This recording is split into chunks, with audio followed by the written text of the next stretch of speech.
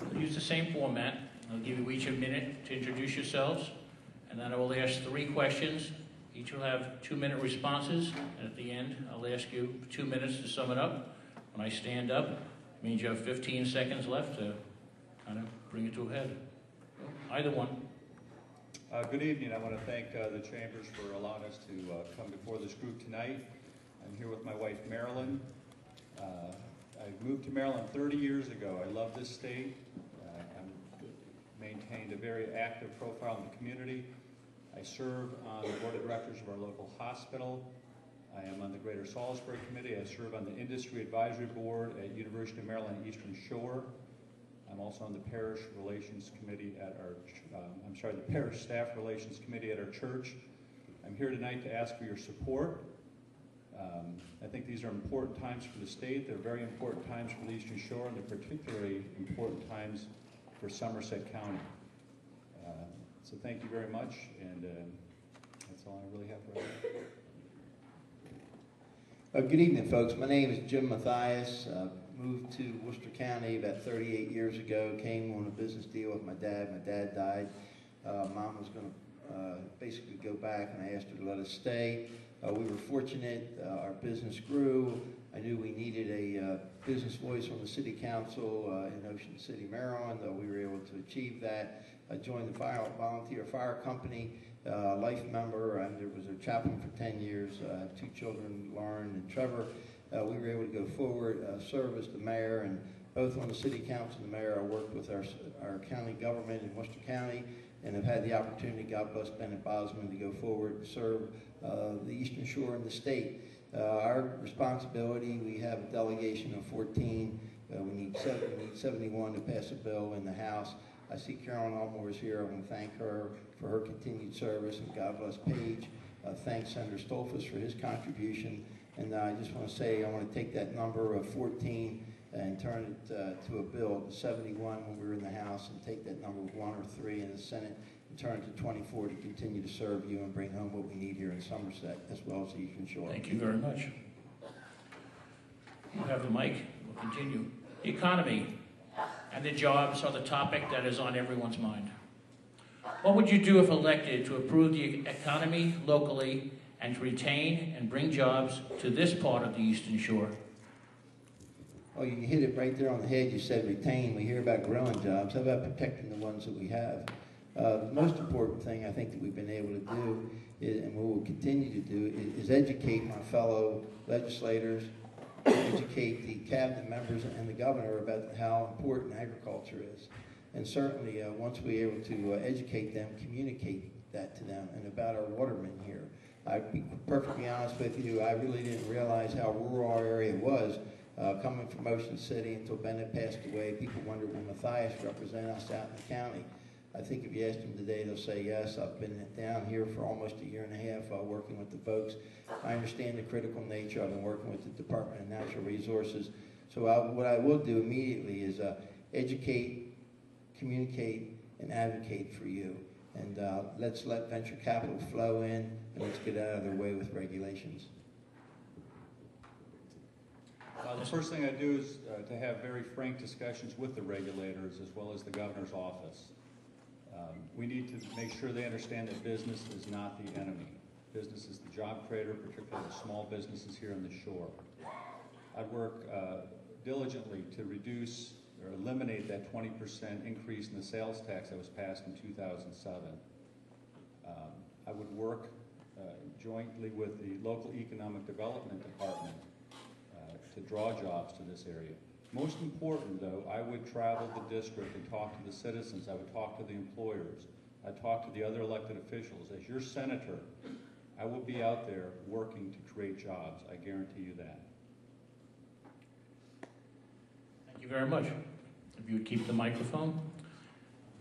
The seafood and agriculture industries are coming under increased regulation by the state and even the federal government. At the same time, the Chesapeake Bay, which is our most valuable natural resource, needs to be protected. How would you balance the health of the Chesapeake Bay against the rights of the farmers and watermen to engage in their profession? The first thing we need to establish is that the people who work on the water and the people that rely on the water to make their living, they need a seat at the table, they need to be heard, and they need to be consulted.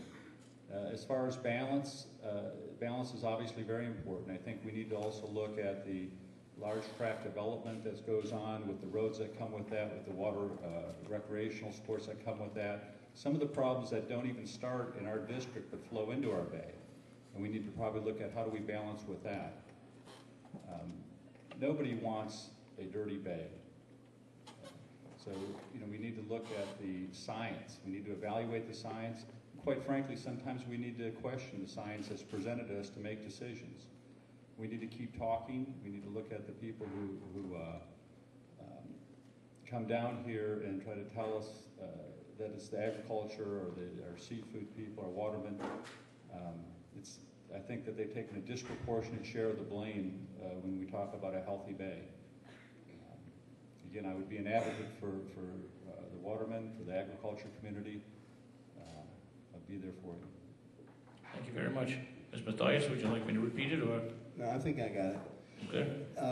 Most importantly, what I would do is hold the people accountable. When you look at the other states that contribute to the pollution in Chesapeake Bay, they need to be held accountable. And how do we do that? We certainly do it with a dialogue with our federal elected officials. We have that dialogue, and we continue, we urge that. Certainly, we go beyond that. We look at the municipalities around the state of Maryland with failing infrastructure that contribute to our bay and to the problems that we have. I talked earlier about educating, making sure that our elected officials understand exactly what really is going on and how compliant our farmers are with their nutrient management plan. I mean, that's really what it's all about. It's not about putting more regulations out there. It's about making sure. We were very fortunate to, again, God bless Page, we were able to go over to see the governor 2 years in a row. And we got positive movement. We got positive movement with CAFO. We got positive movement with trying to urge forward the building of chicken houses. And the way we were able to do that was communicate the critical importance of agriculture. Respectfully, I have that voice. I have a proven record of leadership. I will exercise that voice and continue to exercise that voice for you and with you as I've learned to build a relationship over the last year and a half. I continue and I'm willing to work for you in that regard. Mr. Mathias, what economic development proposals do you support for the Lower Eastern Shore, specifically Somerset County? And how would you go about achieving these proposals if you were elected? Well, first of all, again, I don't want to keep going back to the same thing, but we have to educate our fellow elected officials. I guess the first thing I want to bring to you is when Bennett Bosman passed away and I got appointed, the first day we went up in a special session, and I was really torn about a veto override. And I went up and talked to the majority leader, and I talked to Chairman Conway, who's my partner, and I said, I'm not sure I'm going to take this vote. And he said, Jim, let me explain something to you. You're here to represent the whole state. What you have to do is build alliances. I want to take my voice and make sure I build alliances for you.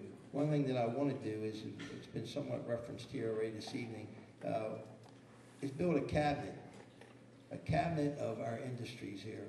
They include farmers. We've already met with the farmers group over the Peakies, and folks have said, yes, I will serve in that cabinet. I've been working, I won't name them by name, but I've been building a dialogue with our watermen. I understand, I see our mayor here tonight. He's come here, he's come up to Annapolis to talk about the offshore wind farms, to talk about solar, to talk about the things that we need as we go forward. I will advocate through dialogue for you, and certainly the one thing that I want to do is when you talk about economic development, I want to look at these economic development programs that we have, put in the bill to audit them. The ones that aren't working, let's get rid of them. The ones that are, let's enhance them so we can come home and continue to work hard for you. Thank you. One of the main things, again, we need to work together. This would be a combination of working with the local officials, the State Department of Business, Economic Development, local economic development. But probably the most important thing we need to do is to make sure that companies that do have jobs and are willing or able to relocate here, is that we want them to want to do business in Maryland. And we want them to know that we want them to do business in Maryland.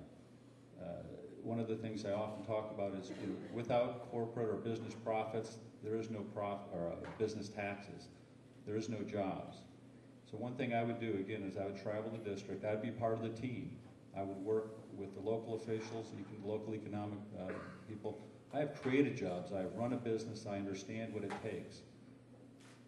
I took a family business in Ocean City, the Carousel, and turned it into a thriving success. This is what I do. This is what I've done for many, many years. I'm coming out of the private sector, and I just think right now, for this county, for this district, for this state, that's what we need. You have the microphone in 2 minutes. 2 minutes, okay. That's easy for me. Again, I'm not a political expert by any means. I do come out of the private sector.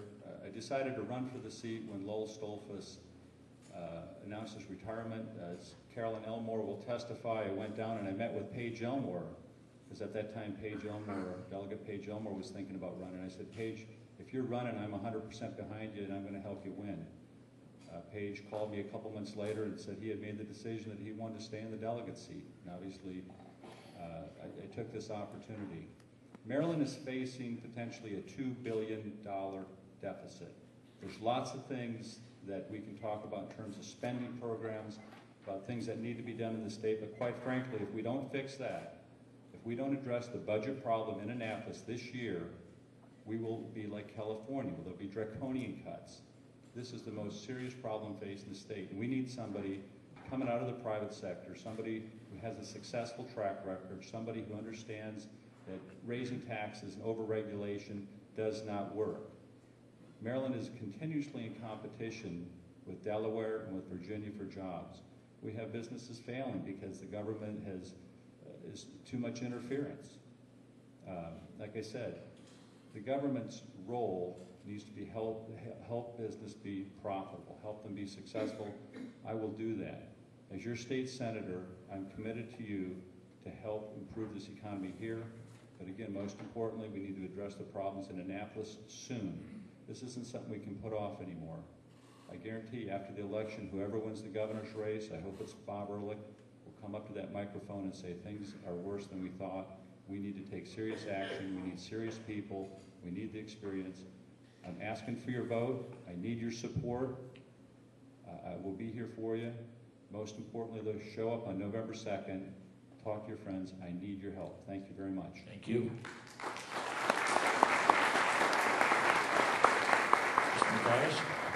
Well, thank you. Again, I just want to take this opportunity to thank you. You're the most important part of the political process. You're the voter. You're our citizen.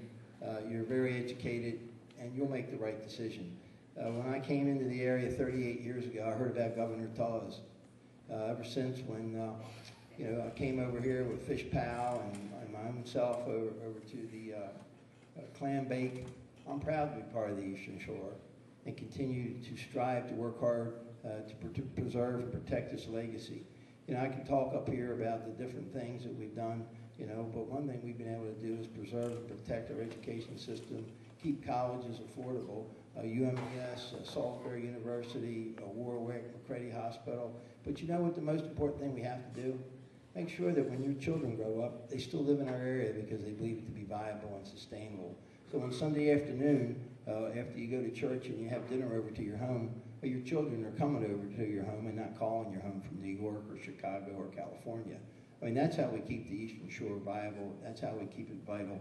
And as I said, continuing to take our needs from the Eastern Shore and work with these alliances that I've built and have a proven record of building, taking there and come back home for you, for our families, for our future, because I'm very proud of all that you do.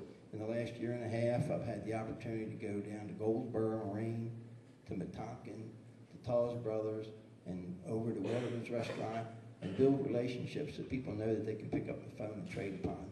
I give you that commitment. I asked you tonight for your vote. I encourage you to get out and vote and allow me the opportunity to represent you and work hard for you. God bless you and thank you for being here tonight. Thank you very much.